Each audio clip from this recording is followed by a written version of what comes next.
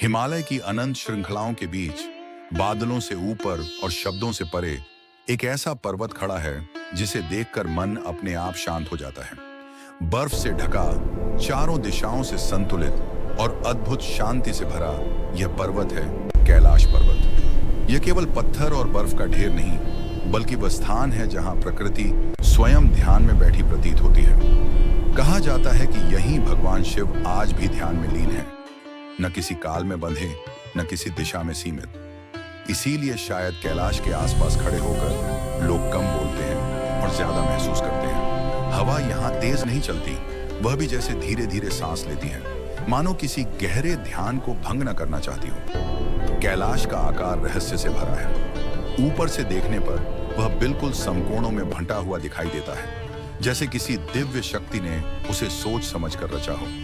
इसी पर्वत के आसपास से 4 महान नदियां जन्म लेती हैं, जो आगे चलकर सभ्यताओं को जीवन देती हैं।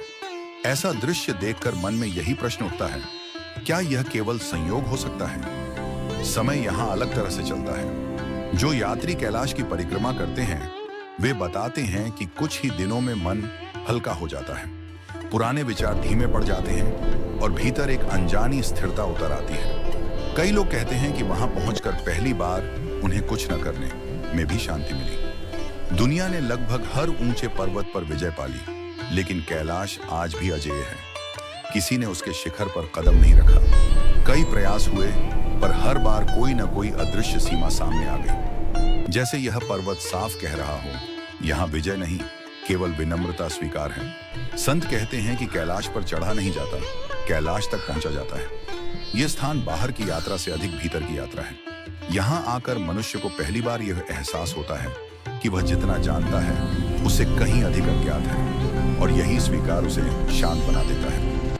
आज भी हजारों श्रद्धालु हर वर्ष यहाँ आते हैं, कोई उत्तर खोजने, कोई शांति पाने, कोई बस बैठकर कुछ देर मौन रहने। और जब वे लौटते हैं तो उनके चेहरे पर एक अलग सी स्थिर मुस्कान होती है, जैसे उन्होंने कुछ छोड़ दिया हो और कुछ पा लिया हो।